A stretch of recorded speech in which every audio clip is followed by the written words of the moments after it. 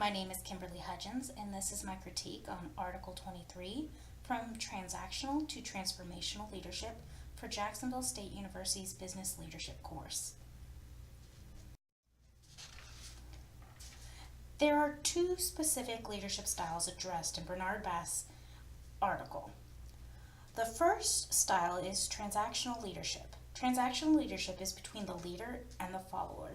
This leadership style is characterized by managers who depend on employees' rewards and penalties to induce productivity. They consistently micromanage teams to ensure preset standards are met.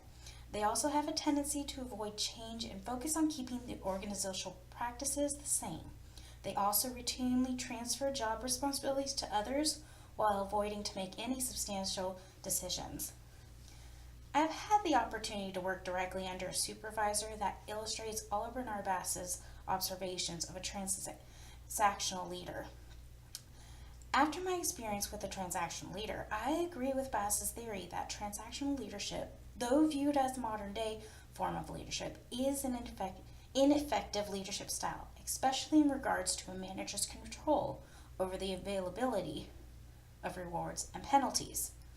Though I agree with Bass's observations on this leadership style, I find it interesting that Bass does not address the idea that this form of leadership style can be effective in particular organizational environments until the last section of his article. Personally, I believe transactional leadership can be most effective in industry-centered organizations that rely heavily on policies and procedures when producing products.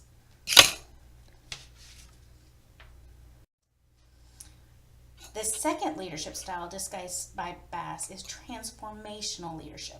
Transformational leaders are charismatic managers who inspire employees, inspire creativity in employees, maintains respect of employees, effectively communicates, exhibits successful problem-solving skills, and mentors employees for leadership development. Bass's theory is that transformational leadership is the superior leadership style. Personally, I agree that this form of leadership is the most productive and evolving leadership style today. But I agree with him to an extent. I believe everything is situational, and based on the industry, product, and developed procedures, transformational leadership may not be the best option. The most realistic example could be management in an industrial factory.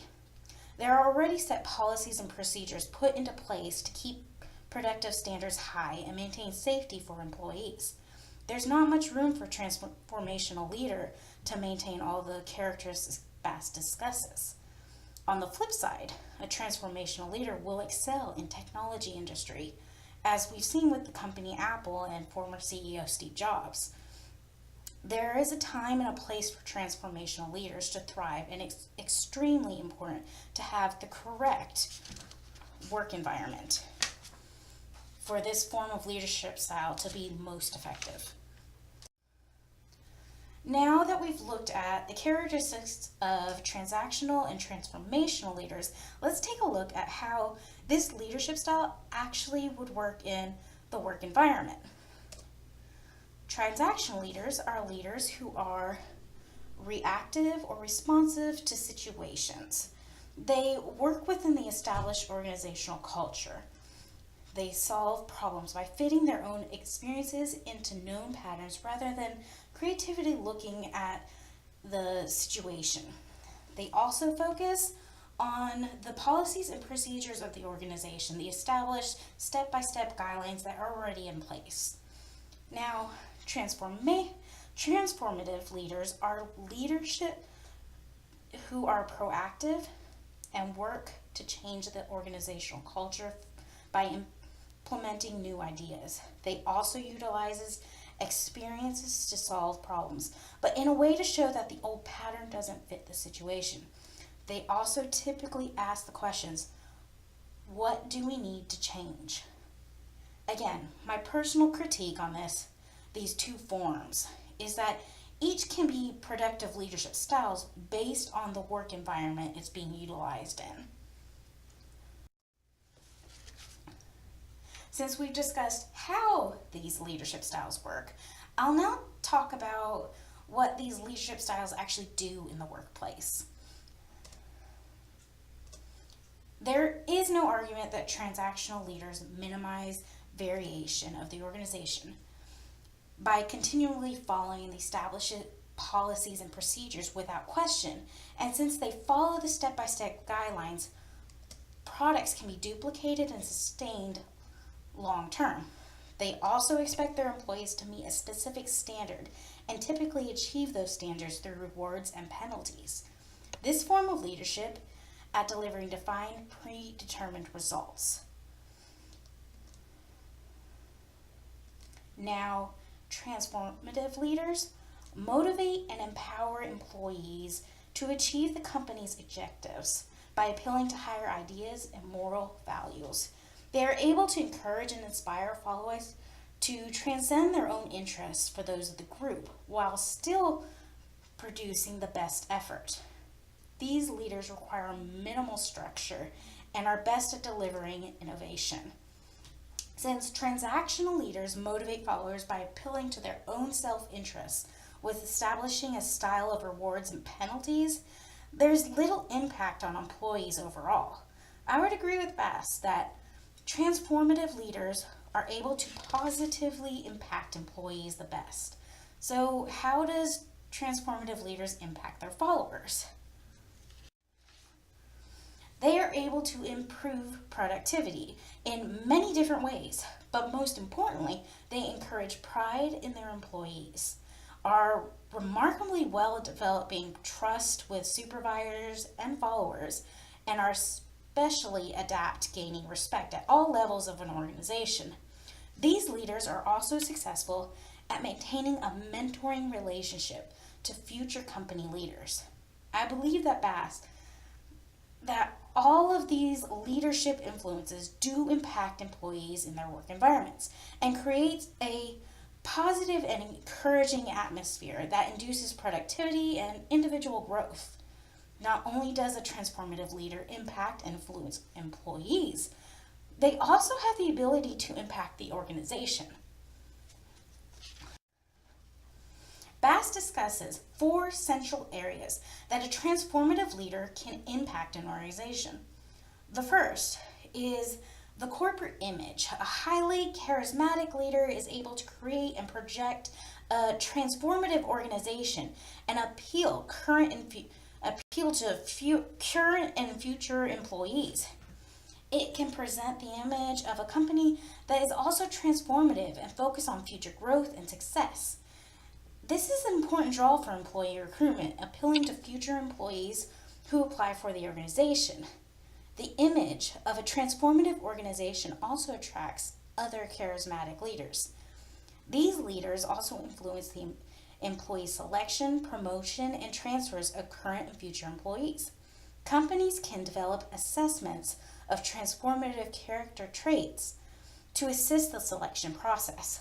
Companies are also able to create employee development that will train future managers to be transformative leaders, especially with current management teaming with existing employees to develop and mentor them into future leaders. Though I agree that transformative leadership can impact the corporate image, employee recruitment, employee selection, and development, I find it very interesting that Bass does not address customer relations as an impact of transformative leadership. I think a charismatic leader and a transformative organization does appeal and impact to the customer base, which is essentially for the development of the organization. I find that Bass completely ignores this important influence of a transformative leader. So, according to Bass, the transformational leadership style can be taught and developed. He provided 3 specific areas to facilitate managers into transformative leaders. The first is the questionnaire, specifically the multi-factor leadership questionnaire, which is completed by the manager, supervisors, and employees directly working with that manager.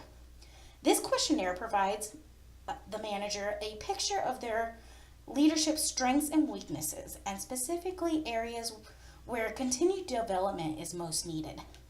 Bass suggests that after a manager has received the data of the questionnaire, it's beneficial for the manager to attend group workshops with like-minded managers where discussion groups and role-playing activities can facilitate leadership qualities. Personally, I believe workshops are extremely beneficial for leadership development since it provides trainees with a safe atmosphere to experiment with situational outcomes and to develop confidence in specific leadership areas. The final area suggested by Bass for training and development is mentoring. Specifically, having a transformative leader mentor a future leader in the same organization. This provides mentees with hands-on experience and immediate feedback and guidance from their mentor. I think this may be the most beneficial form of leadership development that an organization can adopt. It can develop the self-confidence needed for charisma and provide an immediate person for feedback on specific situations. I believe Bass presents an excellent theory on the superiority of transformational leadership style. But there are two main areas I believe he should have addressed or expanded on at least. The first being the concept of workplace environment, playing an important role in choosing the most effective leadership style. It's not strongly addressed in the article, and it is only briefly presented at the very end of his article. Because environment can play such an important role in determining the most effective leadership style, transformational leadership may not always be the superior leadership style for every organization. The second will be the impact of transformational leadership on customer relations. I believe this is a very important topic that Bass never truly addresses in his theory, and it's one that could be very influential for a transformative organization. So, does this theory contribute to the management practice? I would definitely agree that the theory of transformational leadership does contribute to management theory and practice. Bass introduces the idea that transformational leadership can be a superior form of leadership. He provides an excellent explanation on this leadership style, providing the most influence in the organization and on the employees. Most interestingly, that this form of leadership can be taught and developed in future managers.